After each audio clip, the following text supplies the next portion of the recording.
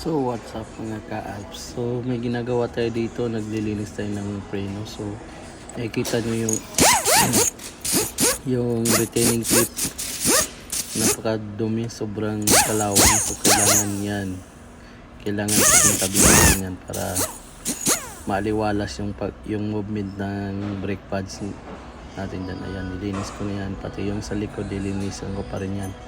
So ayan, malinis na kabilaan. So yung bakal naman yung sa caliper bracket nga, ayan, sobrang kalawang yan. So kailangan pudpurin pa rin yan, pupudpurin natin yan.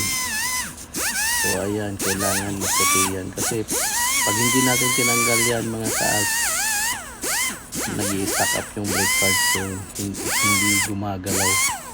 So naka-steady lang siya. So isa yan sa pag-cause na madaling mapudpud yung brake pads nyo at saka yung preno nyo. Pag-apak nyo parang kala nyo bumitaw na pero nakadikit pa rin siya palagi. So ayan, nilagyan na natin ng grasa yan mga paps, pang brake grease yan, parang lang, parang Nutella grease. Ayan, binalik ko na siya guys. So lahat ng mga movement parts yung naka sa mga metal, kailangan lagyan nyo ng mga lubrication yan para hindi yan mag-cause ng ingay. So ayan, dinikit-dikit ko kasi baka sumaya doon sa rotor yung pinaka niya, lock clip niya. Tapos nakita nyo yung sa ibabaw, ayan, lalagyan nyo yun ng grease yan. Yan, lalagyan nyo ng grease yan. Yan, para madulas yung brake pads yan. Ayan na. So yan. Tapos ito naman caliper pin, ayan, binunot ko yan kabilaan. Kailangan palitan din ng grasa yan, lilinisan yan.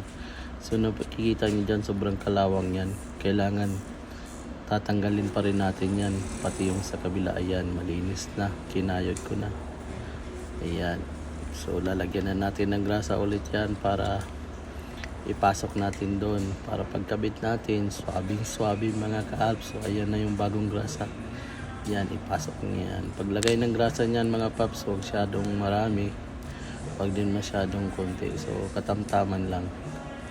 So ayan, so kailangan na yan, may movement yan. Ayan, binaklas ko na. So nilagyan ko na ulit ng grasa at saka nilinis ko na rin yung may kalawang. So ayan lang mga paps. So ayan, swabing-swabi yung galawan niya. Ayan. So ayan na. Ito mangyayari yan mga paps pag sobrang kalawang. Nag-i-stack up yung brake pads. Ayan, sobrang kalawang yan.